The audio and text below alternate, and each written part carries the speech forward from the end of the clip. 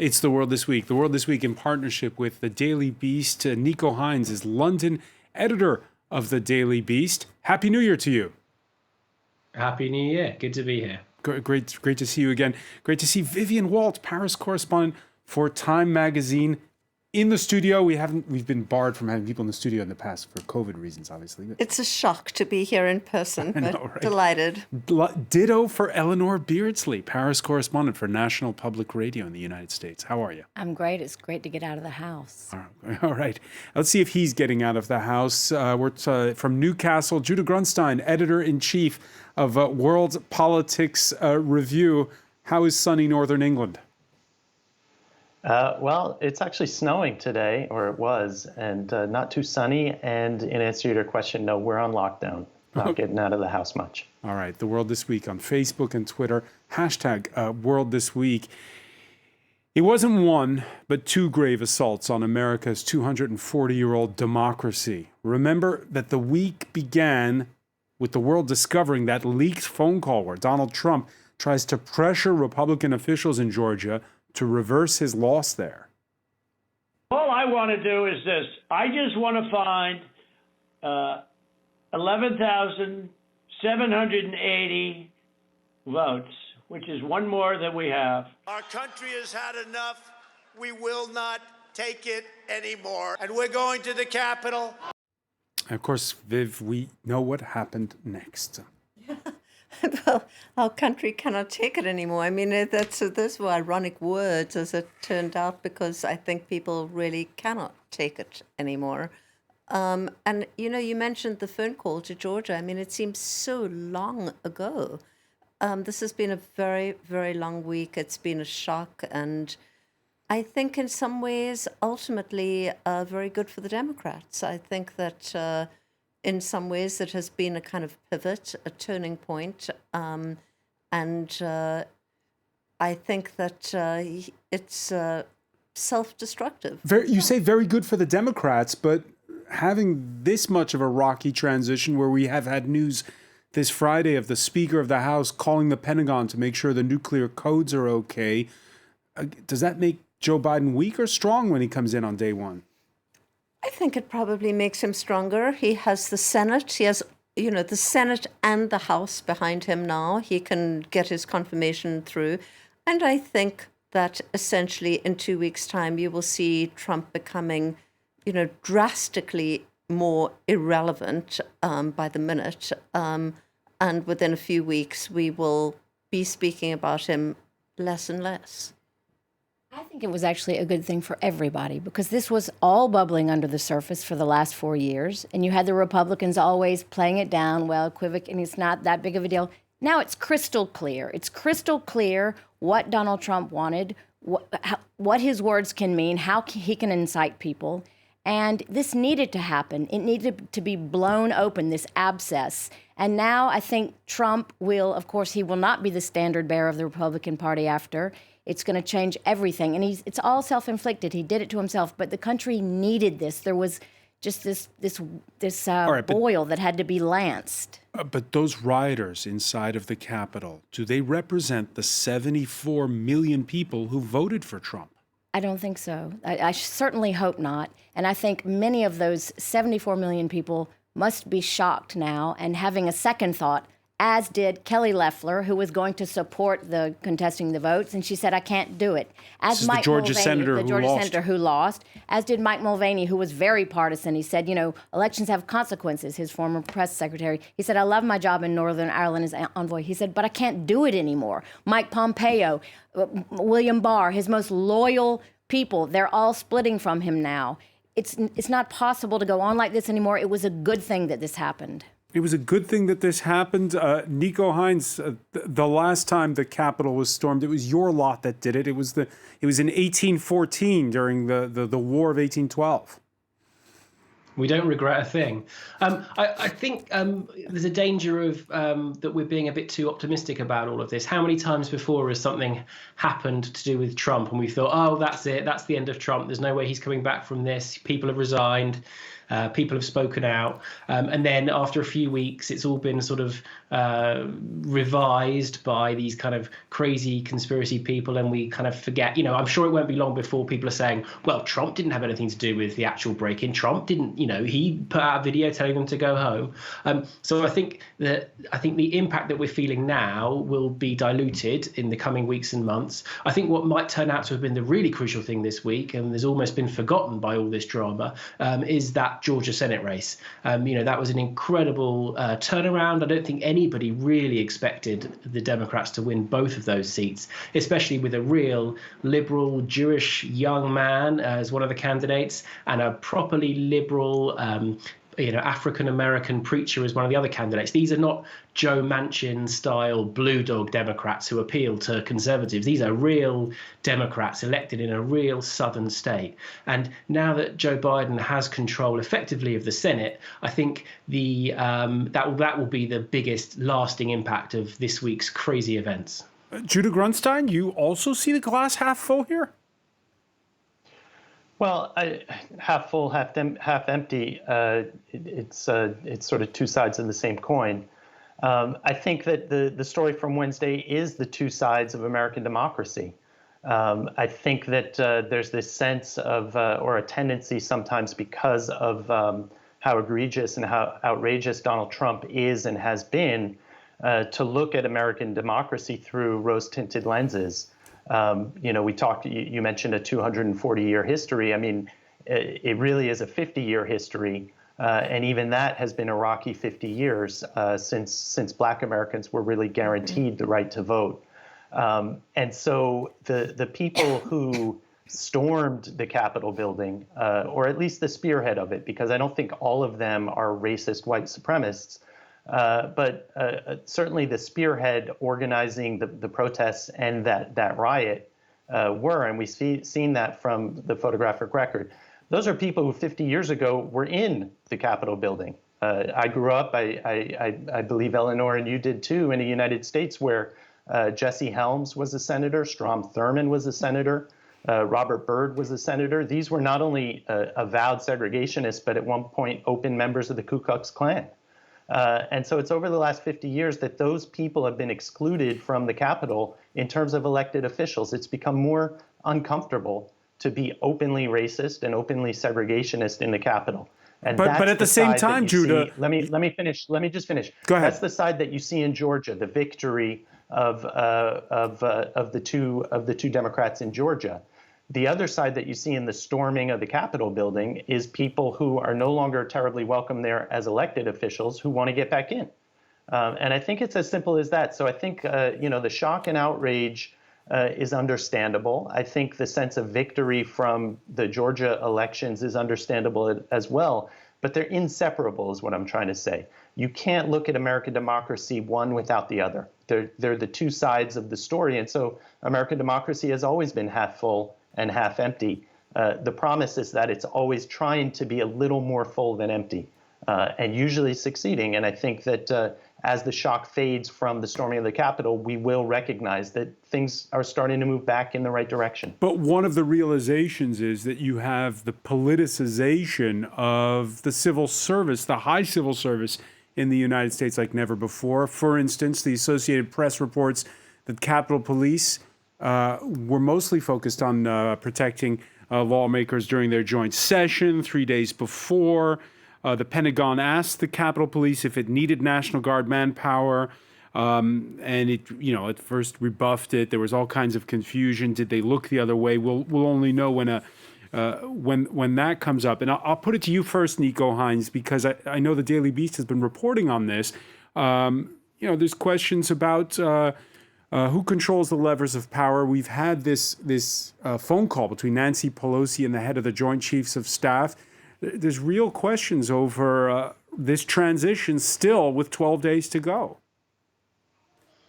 There are. I mean, I think we can be confident-ish that the transition will go ahead. Even Trump himself is now saying that he's going to leave. But I don't think you can overestimate the how much has been exposed by this Trump presidency. All those things that we thought were guaranteed by the Constitution, the checks and balances, the different levers of power that were supposed to counterbalance one another, a lot of it has just been shown that if you pushed at it, it was all a bit of a mirage. And in a way, the storming of the Capitol became a sort of metaphor for that. You know, you thought that this was this really well-protected thing that nobody would ever be able to breach, or hadn't for, hundreds of years.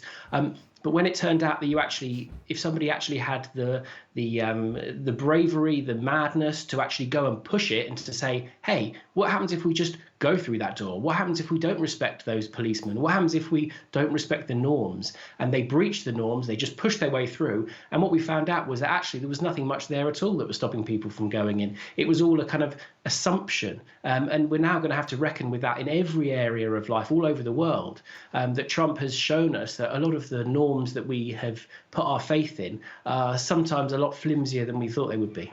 And it'll be about how and where you get your message across. While night was falling on the U.S. Capitol, President-elect Joe Biden was taking to the mainstream airwaves.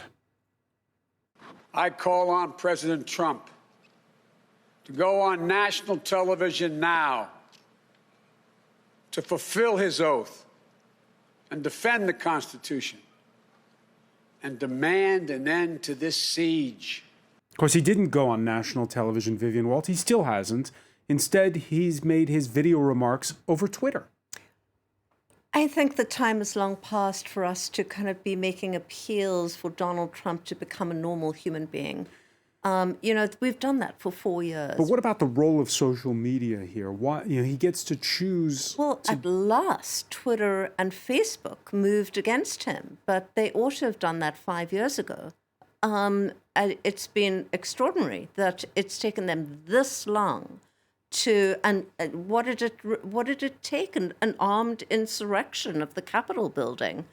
And even that, I mean, yes, of course, he'll be maybe blocked from time to time on the kind of social media platforms that we all use, but there are many others that are out there, and that, in fact, were very key to organizing this move on the Capitol building. Parler and Gab and, social media platforms that have become the kind of voice, the mouthpiece, the organizing mechanism. Yeah, absolutely. I mean, it was all, if you had paid attention to the social media, it was all laid out. They were speaking to each other. They were meeting up there, so everyone knew it. And, Donald Trump, he spread so many conspiracy theories by social media. And if you've ever looked at his tweets, they're the only tweets you see that are just moving.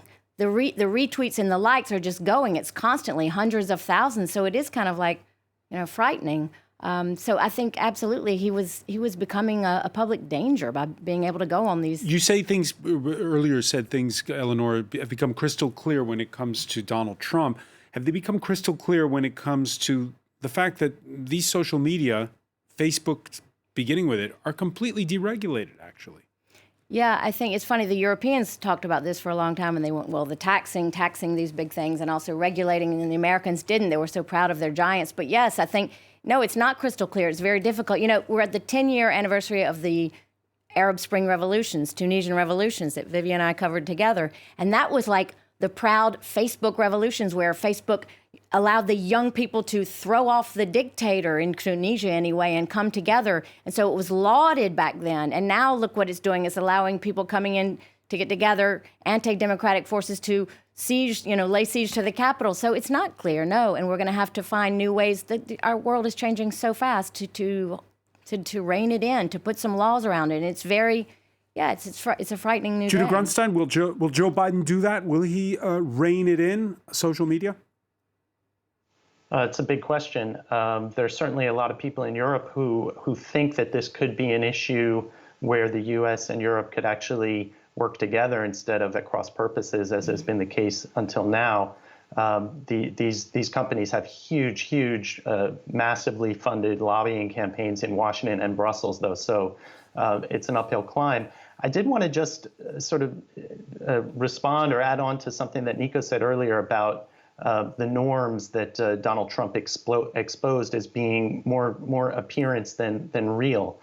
And I agree that it's very true. There were a lot of checks and balances that people have pointed to and counted on for generations and centuries that in the end really depended on a willingness to defend certain red lines that the party-centered system didn't rise to. At the same time, I do think it's important to point out that as shocking as this riot was, it really demonstrated Donald Trump's fundamental weakness, as well as this movement's fundamental weakness. The President of the United States is ostensibly the most powerful person on earth when it comes to institutional power, and especially the levers of power with which rulers either seize power or else slide from democracy to authoritarian rule, whether that's the military, the security forces, the judiciary, law enforcement, the Justice Department, et cetera.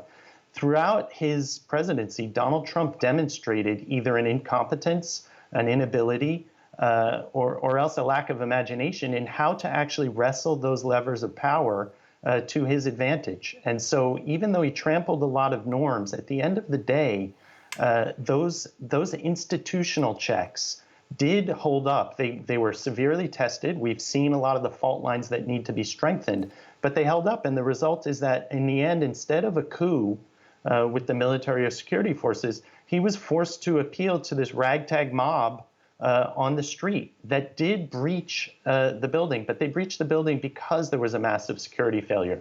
Had the security been better prepared, we could have ended up with just disorder outside the Capitol and images of similar disorder from throughout his presidency. But I'll add, and just to wrap up, I agree entirely with what Eleanor said. I believe that this outcome, where there wasn't good security and where this weak crowd did manage to penetrate into the building, is the most salutary outcome. Because it did reveal everything. It revealed that the dance that the Republican establishment and Trump's enablers were doing to say that take him seriously but not literally was false. And I would argue that they knew it was false the whole time. Yeah. We're going to pick up on that point, Judah, because we have to take a quick break. We have to take a quick break. We'll be right back. Stay with us. You're watching The World This Week.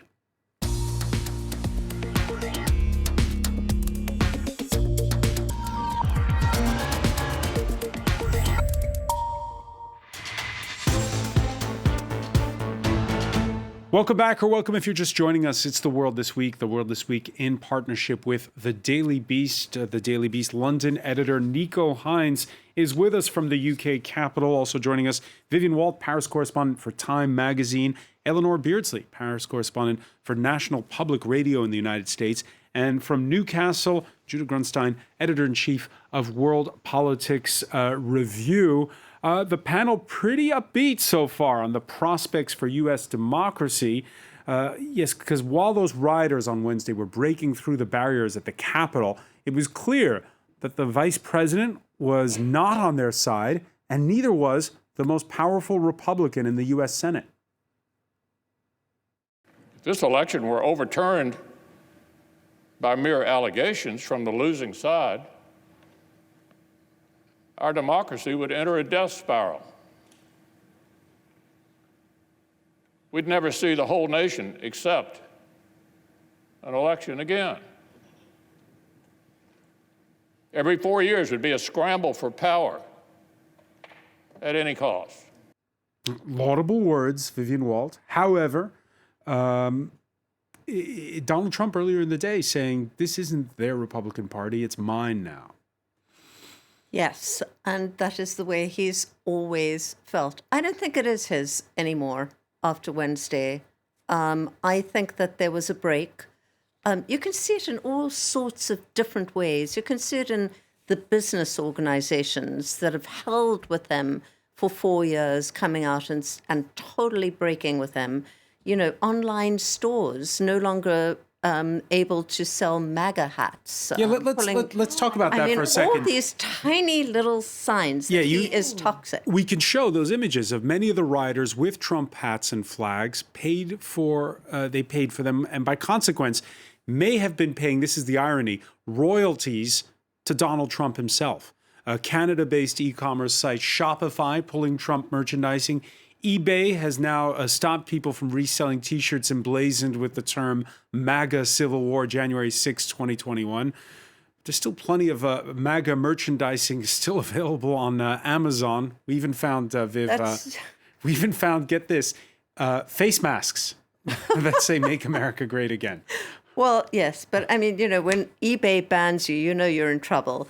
But, it seems to me that the bigger problem that the Republicans and the Democrats have is that there's been such a hollowing out over the last 4 years. Biden is going to have to come in and rebuild every facet of government, all sorts of different agencies that we never think about, but which have effectively been left to rot for 4 years, let alone like the diplomatic corps, all sorts of levels. And it's going to be an incredible job in the middle of a major economic crisis and, of course, major health crisis. All right, if you're just joining us, it's our first show of 2021, new year, but it's the same winter of discontent. There are signs of hope when it comes to the COVID pandemic. A senior citizen in Oxford becoming the first to get the AstraZeneca vaccine, which, unlike those rolled out already by Pfizer and Moderna, is easier to distribute. So therefore, definitely another hopeful sign. But in the meantime, schools in England remained open for less than 24 hours with the new strain of the coronavirus there overwhelming the National Health Service. Every single member of the NHS staff is going through so much. I mean, everywhere's understaffed, everywhere's getting put through all this. We're all at risk, we're all coming into work and putting ourselves at risk and our families, and it's all for the patients. Nico Hines, your thoughts when you listen to that nurse? Well, it's terrifying for them. I mean, the medical staff that I've spoken to, it kind of quite split. Some of them seem to have become quite inured to it now, and they're just used to it. But others really are concerned for their health. And I think, yes, there's some positivity with the vaccine rollouts, and I think that gives us all a glimmer of hope. But I think there's still a lot of questions to answer. I don't know. I've already spoken to several people who've had the virus again a second time, which raises all sorts of questions about how long the immunity is going to last, and the feasibility of rolling out a kind of vaccine program to 60 million people every year or every 2 years is going to be a logistical nightmare. And of course, with all these mutations as well, that raises yet more questions. I don't know whether certain versions of the virus will become resistant to the vaccine.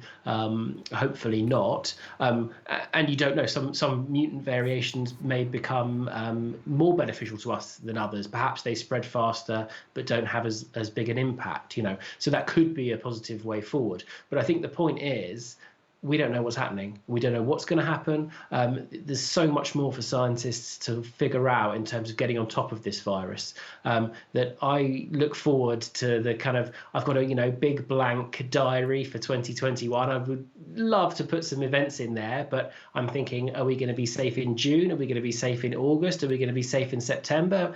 Already the British government's talking about having to put lockdown measures in place next winter.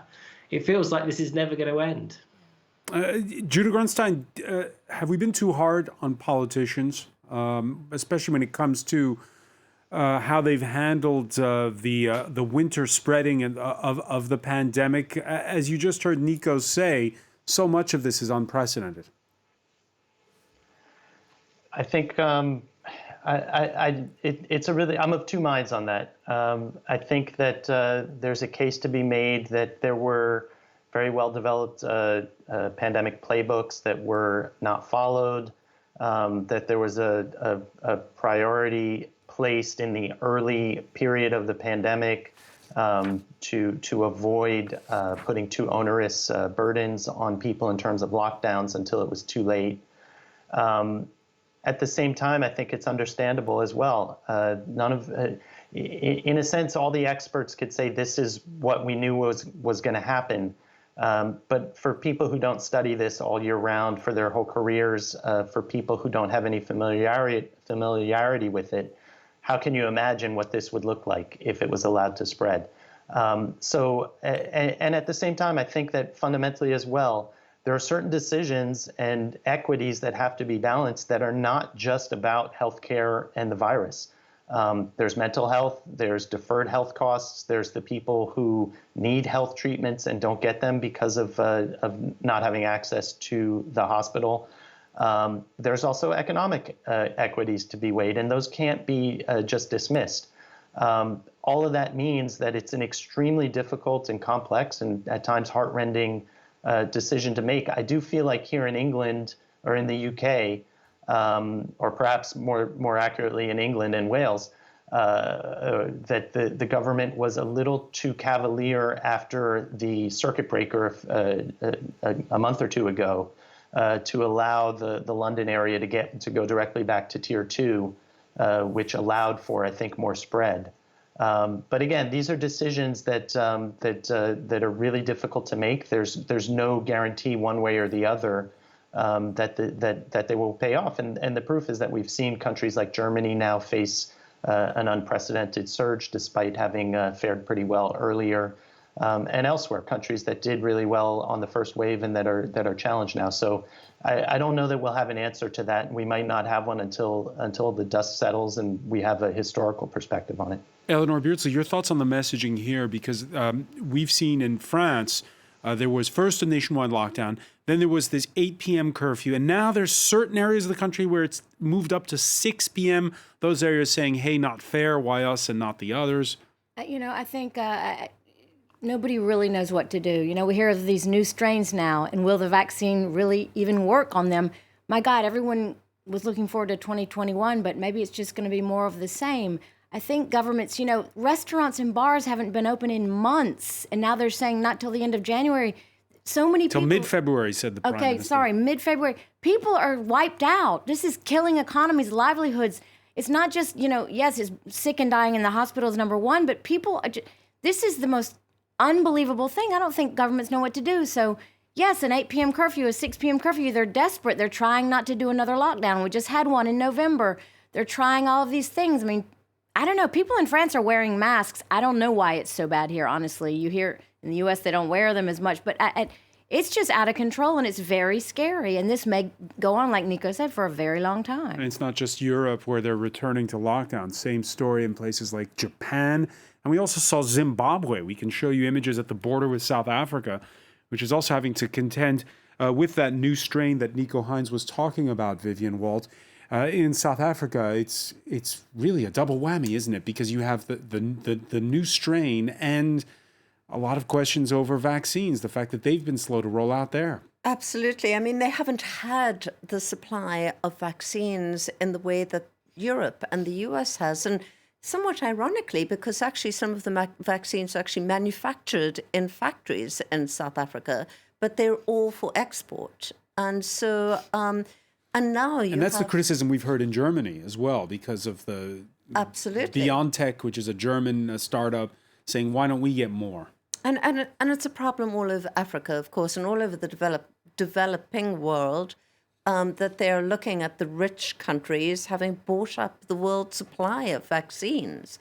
But you now have of course, as you say, the double whammy. You have this new variant of COVID coming out. They believe about 90% of cases that they are testing are of this new variant. And as Nico pointed out, we don't actually know how effective the vaccines will be on this new variant. And it's spreading, of course, including to France and Britain. So, we live in a very global world, despite the fact that people aren't traveling very much these days. South Africa, which is where this virulent new strain is, the second biggest economy in Africa and a major economic hub for much of sub-Saharan Africa. And it's going to spread like wildfire. And this idea of how do you get the vaccine out to everybody around the world? Even at the European level, we've been trying. This Friday, they agreed to the doubling of the order of doses of the Pfizer-BioNTech vaccine to 600 million. while the EU drug regulator is now approving the extraction of 6 doses from a vial instead of 5. And all this is coming against the backdrop of pressure in unlikely places. Nico Hines, Eleanor was mentioning a moment ago, Germany, where you have a lot of pressure, even though they have, get this, 10 times more people who've been vaccinated than here in France. It's still not enough, they say. It's even ignited friction between France and Germany, with the French European Affairs Minister denying a claim that France resisted buying more of the Pfizer vaccine in bulk for the EU in the hope that the French pharmaceuticals giant Sanofi would have its own jab. How looking out from across the other side of the channel, what are your thoughts on the EU's approach and how it's doing?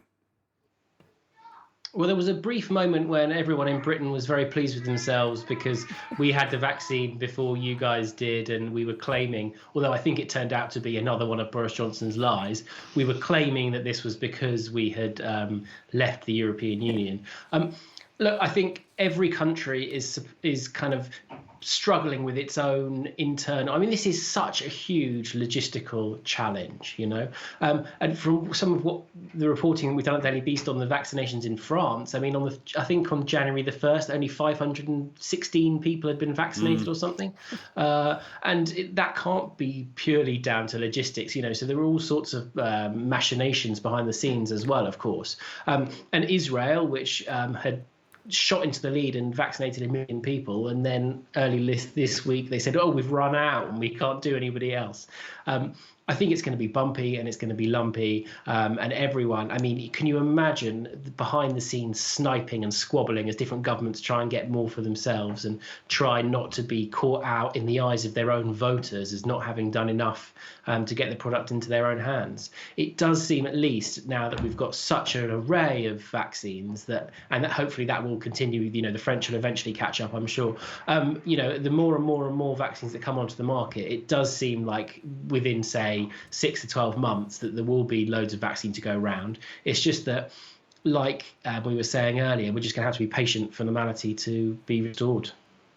Yeah, we're going to have to be patient, and we may have to wait a little while longer before we find out, where is Jack Ma? The billionaire founder of tech giant Alibaba gave a speech in late October criticizing China's state-owned banks and financial regulators, and, well, that was the last we've seen of him since. Said authorities are now hinting at trust-busting measures against Alibaba. The listing of its payment affiliate Ant Group was suddenly scrapped, and local media have been censored for speculating on the whereabouts of Jack Ma. Judah Grunstein, have you seen him anywhere?